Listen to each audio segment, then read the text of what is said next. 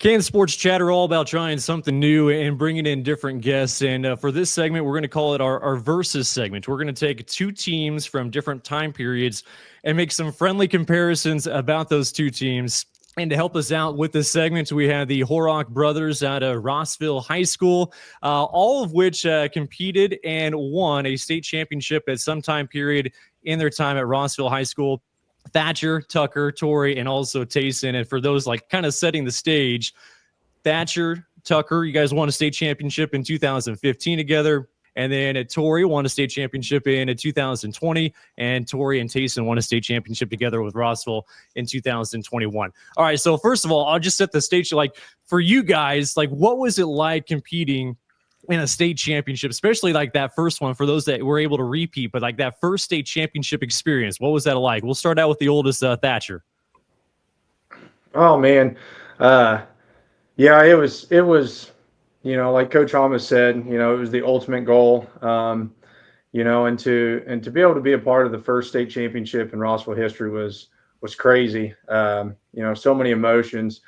It's something, especially in small towns, you talk about as a kid. You talk about being a state champion. You always going to the Friday night football games with your dad and your brothers, uncles, cousins. Everyone to watching all those older guys play.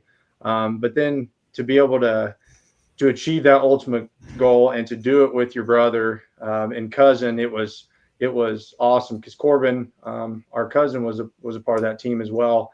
That was quite the deal, man. It's still something, every now and then you go back and, especially this week since the boys are going to state, I sat down the other night and I watched our old state championship game, and, it just gets you fired up. It's just something that sticks with you forever. Tucker, what about you? What was that experience like for you? Yeah, I think Thatcher summed it up pretty well. But when I think about really that first one in particular, as special as that is, I think the emotions really kind of take you back to what got us there. And, I just remember just as little kids growing up, our dad was a coach and was on the sidelines or up in the box. And so we were always around a lot of those older guys. I think the Askren brothers, the Bueller brothers, Tanner Cady, the Graves brothers. There's just a lot of guys that we grew up really idolizing and wanting to be like and wanting to kind of follow in their footsteps. And one of the humps that we always knew that we had to get over was beating those guys that were a few miles out to the east of us. And so for us to kind of go through that path and that journey and add a couple guys to our team as we grew up and went through kids club football, through junior high football, and then up through, our 4 awesome years of high school. I really think about all the times kind of before that really led up to it. And then you get into the actual game and you run into some adversity and you're getting to do it next to, like Thatcher said, our sibling and our cousin and a lot of our really close friends that we looked at as brothers as well. And so to do it at any school, at any level, to win a championship is hard enough and is really exciting and can bring a new energy to the community. But you add in the fact that you take a small town of, 12 or 1,300 people that all they want to do all year round is go win football games with that team on Friday. And so getting to do it for the community with the team that we did was an incredible experience. Torrey, what do you remember from that experience? Well, as Tuck kind of said, they had looked up to some of those older guys that had came in before them. Tuck, Thatch, their age, those guys were those were the guys we looked up to. I believe I was in 5th grade when they won the first one in 14. And I had never felt anything like that, getting to watch your older brothers celebrate on the field like that and, be kings really for an entire day is an awesome feeling. And we had never really come close. It seemed like growing up, we'd always been kind of right on the cusp, but had just never been able to get over the hump. And I think them getting over the hump kind of opened up avenues for us, 4 or 5 years later when I hit high school, that, it can be done. But they also kind of showed this is what it takes. Tayson, I guess the most recent graduate from Rossville High School, what was that experience like for you being part of that team? So there was a lot of kind of back to what all of my brothers said. a lot of guys that they looked up to. And my freshman year, obviously, is when we won. And there was a lot of guys, a lot of seniors specifically, that I looked up to because while we were really good, I never really played a whole lot my freshman year. And so when I was watching, I was always kind of looking out for the guys that were leading me. And I took a lot of notes on how they led each other every day at practice. And it was really fun because I got to push them a lot on the scout team, and we kind of got after it a little bit on both sides of the ball. And it was really fun because practices were a blast, and the seniors and the leaders of the group made it really fun to show up every day and show me what it was like to win and lead each other. Yeah, say you didn't play much, but I think you had a tackle in the state championship game on kickoff, if I can recall. So. No, We also actually, had a hold in the state championship game that called back Oh, my that's 50-yard right. return. So Sorry, I was trying to help you out there. Call it a wash. yeah. All right, we're gonna pit a couple of those two teams against each other here for our versus segment. Just some friendly banter here, but I mean, you look at all those state championship teams, and we're gonna go ahead and single out the 2015 state title team that both Tucker and Thatcher are part of, and then the 2021 state championship for Rossville that Torrey and Tayson were part of. Your early thoughts on this matchup, if those two had to square off against each other, and how things would shake out. So we'll start with Tucker. What do you think there? So, Just be honest, obviously- Tucker. Speak from the heart. You have to hold back. well, I'll just first talk about kind of what the matchups would look like on that. And first off, I appreciate you doing this. This is freaking awesome. I've never in my life went in and looked at our stats from those seasons and our individual stats. And so this kind of gave me an opportunity, really an excuse to go in and do that. And so, yeah, you had some video game stats.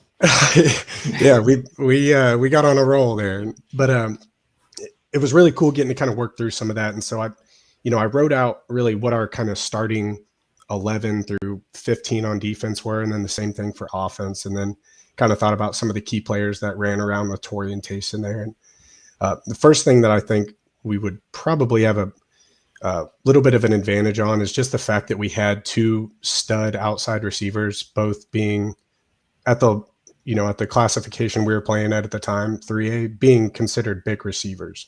And not just big receivers, they were big three-sport receivers. So they had ball skills, and I'm talking about Christian Rodner and then our cousin Corbin Horak, and then a roster of guys that we could rotate in behind them. And so just having those two out there and being able to spread the field because you have to match up with them it played a mismatch for anybody and really gave us numbers where we needed them. And then the next piece being kind of the opposite of that is just our ability to run the ball, not with just myself and Nick Reeser in the backfield, but the fact that our 4 or 5 guys that rotated at inside slot all were coming in and playing a running back type position. So you had Thatcher and Dawson Thomas and Ethan Woodcock and Jack Steckel and guys that could just fly around and were physical and could take hits and could not just come in and run the inside zone and run power, but could also spread the field and run some outside plays as well. And that was only possible with what we had up front. And for what we really lacked in size up front with our 5 starting offensive linemen, we made up for with really their ability to be extremely versatile. They were all agile and fast. I still remember our left guard, Gabe Marney, watching him in PE class, being able to touch his toes and reach down and touch the bottom of his heels when we would do the, what do they call it? The physical day or whatever, right, at the end of every quarter. And so just guys like that up front that were not just fast and strong and agile, but also how conditioned we were up front and out of the backfield. I mean, I would honestly argue that I've never watched any other team in the state practice, but I would venture to guess we were the most disciplined, intentional, hardest practicing team in the entire state. We practiced like we were going to take 100 snaps on offense and 100 snaps on defense, all of spread high tempo. And so we could really changed the game, through the third and the fourth quarter by being able to break people down.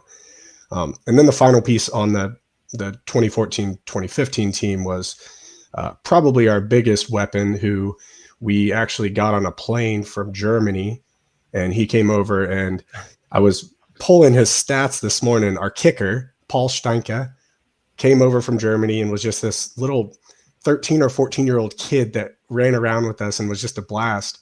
But his final numbers, my junior year, which would have been that season we're talking about, he was 96 for 96 on PATs, and he was 102 for 102 on total kicks for the year. Wow. And so if it came down to a field goal late in the game or a PAT, not that I think that it would, but I feel pretty good about that.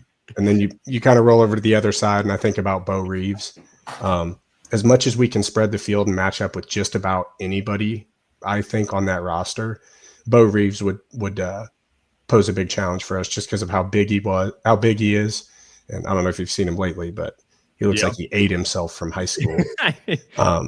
Big, had great ball skills, was fast, ran good routes, extremely intelligent with field and spacing, and was always on the same page with Torrey and Corey, whoever was starting. And so I do think he would pose a big challenge, although he's going to have to line up across from myself or Thatcher. So I think by the third and fourth quarter, he's going to probably be feeling that a little bit. So it'd be a fun matchup. All right, Torrey and Tayson, you got to hold it down for the 2020 team. So, Torrey, we'll get your take on your team and how it would match up. Yeah, that 21 team, I think, looking on paper, I personally think our biggest advantage, knowing the dogs that they had on that line, I think that's where we fall into the advantage a little bit. We've got two guys right now that are fighting for starting spots at D2 MIAA colleges with Brody Leitz and Jacob Carver. You move to the other side, you've got Shawai Hale and Barrett Leitz, Brody's little brother, and then Malik at center. Of my 4 years of high school, it was by far our biggest, most physical line that we had. The dudes could fly around, not scared to hit anybody. And then I think, just having the weapon of Corey Catron, I think he had just over 2,000 all-purpose yards that year. I missed 3 games at quarterback.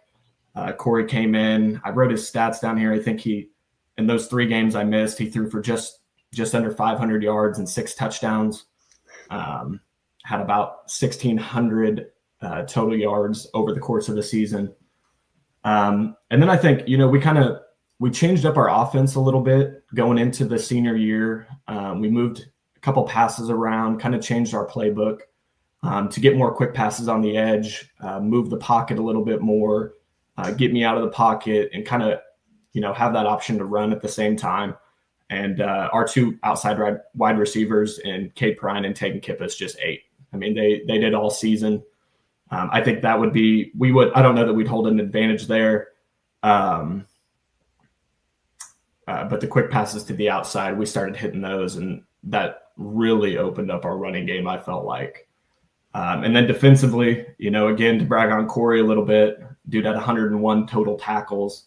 Wow. We forced, I think, 12 picks that year, just about won a game, had about 7 or 8 sacks as a team.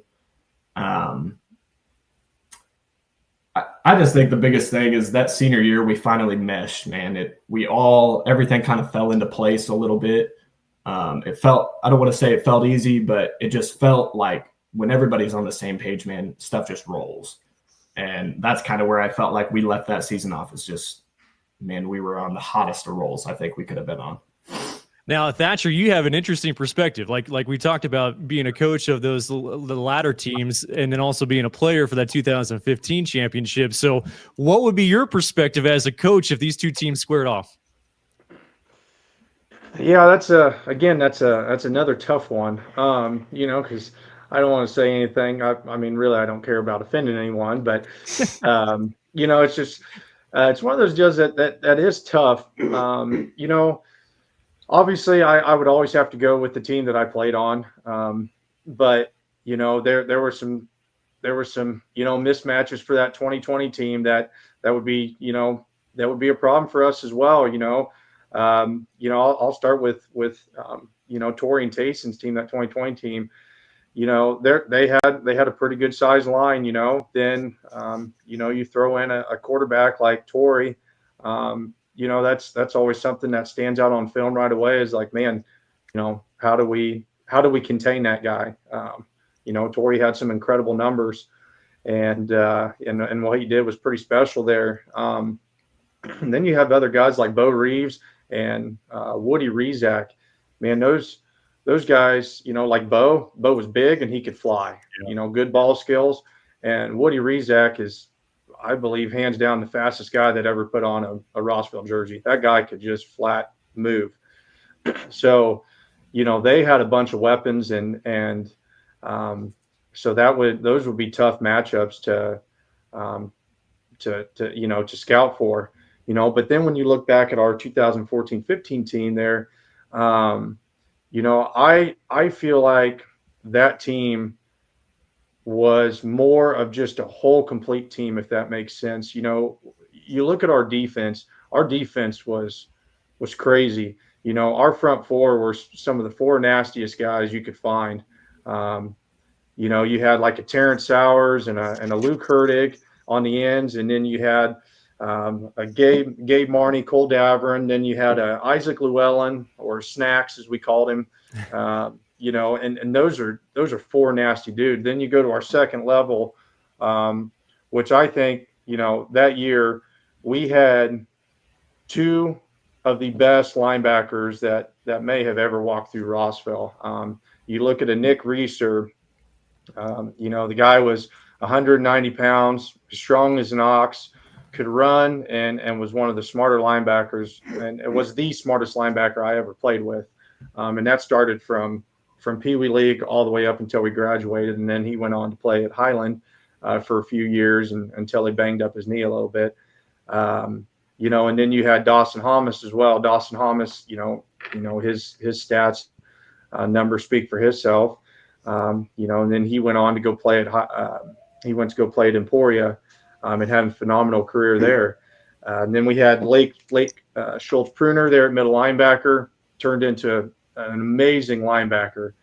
Then you have our secondary where you have Tucker and I out at corner. Then you have Corbin, and then you have Christian Rodner. And I just feel like as a whole, our defense was one of the tougher defenses, you could find for a Rossville football team. Offensively, our numbers kind of spoke for themselves as well, just like that 2020 team did. But, I think if you ask me, I think that 14 team has a little bit of an edge. That was just a nasty, nasty football team. The things we had to go through to get over that hump to beat that Silver Lake team. And I also look at our schedule too. I'll touch on that. I think that 14 team, that schedule we played is probably the toughest schedule that I believe Rossville's ever played. We played the defending 2A state champions and the defending 3A state champions, not only one time, but we played them twice apiece. Yeah. We played Centralia, the defending 2A state champions, at Centralia. And then we played them at Rossville in the playoffs. We did it at Silver Lake, and then we also had to beat them again, which, it's very rare that you beat a Silver Lake team twice, let alone one time. And then the 2020 team had to go do that as well. They had to beat them twice in that tough matchup in the regular season. Then they ended up pounding those guys in the sub-state championship.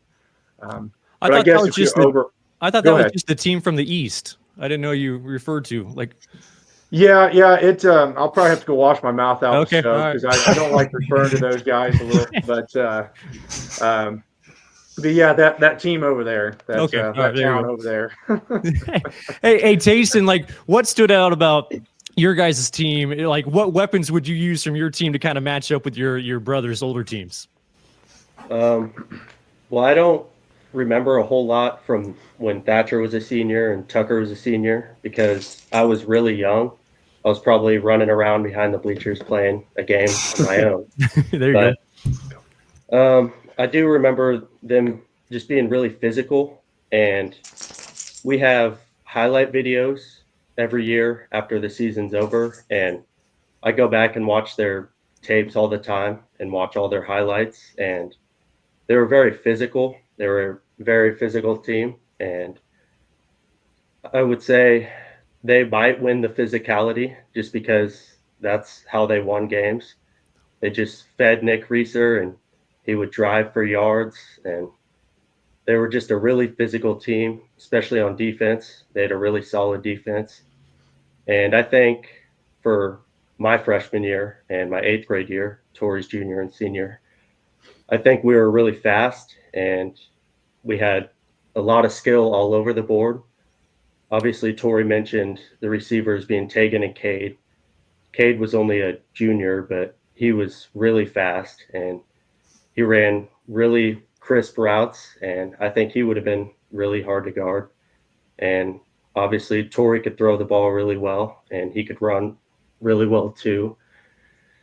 So he would have been pretty hard to stop. And I think Corey would have definitely, Corey Catron and Raphael Cooney, they definitely would have been our physical guys because Raphael was huge my freshman year. I mean, I haven't seen anything like that when I stepped in the weight room with him. I mean, he flat out got after it. He pushed everyone and it was impressive to me. And we had a couple younger guys like Barrett Leeds, for instance, who stepped up really big. And I think he would have been a sophomore.